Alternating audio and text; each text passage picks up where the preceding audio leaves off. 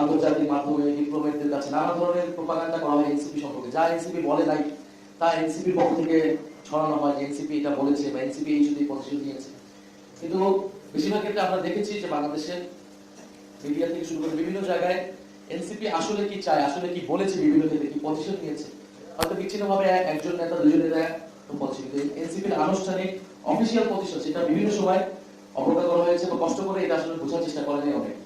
এই বইটা পড়লে অ্যাটলিস্ট এনসিপি বিভিন্ন ইস্যুতে তার অবস্থানগুলো কি ছিল এবং যতগুলো ইস্যু এসেছিল সেই সময়, সেই সবগুলো ইস্যুকে কিন্তু এনসিপি সেই সময় অ্যাড্রেস করেছে, জাতীয় নাগরিক কমিটি সেই সময় অ্যাড্রেস করেছে, কর্মসূচি দিয়েছে। সংস্কার বা সাংবিধানিক সংস্কার ইস্যুতে এনসিপির যে দৃঢ় অবস্থান সেটার কথা এখানে আছে। ঐক্যমত্য কমিশন এবং তার বাইরেও এনসিপি সেই বিষয়ে কথা বলেছে। ফলে এবং সেটার পরিপ্রেক্ষিতে কিন্তু পরবর্তীতে গণভোট, গণরায় হয়েছে, নির্বাচন হয়েছে। বাংলাদেশের রাজনৈতিক দলগুলোর ইতিহাস নিয়ে খুব বেশি লেখাজোখা হয় না। আমাদের রাজনৈতিক দলের ইতিহাস ভারতপক্ষে আসলে সেই দেশের রাজনীতির ইতিহাসেরই একটা অংশ। রাজনৈতিক দলের ইতিহাস, বেড়ে ওঠা, সেইটা বুঝতে রাজনীতি কোন দিকে যাচ্ছে সেই সম্পর্কে একটা পাওয়া যায়।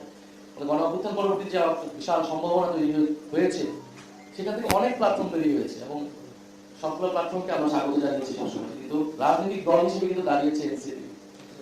এটার মূল কয়েকটা কারণ। একটা হচ্ছে গণ অভ্যুত্থানের যে মূল নেতৃত্বটা, সেই নেতৃত্ব আসলে এনসিপিতেই বেশিরভাগ এসেছে, বড় অংশটা এসেছে এনসিপিতে। আর দ্বিতীয়ত হচ্ছে গণ অভ্যুত্থান পরবর্তী যে রাজনীতি, যে সংস্কারের রাজনীতিটা, শুধু ক্ষমতা পরিবর্তনের রাজনীতিটা না, সেই রাজনীতিটা সংস্কার এবং বিচারের রাজনীতি এনসিপি ধরতে পেরেছিল, এনসিপি করেছে।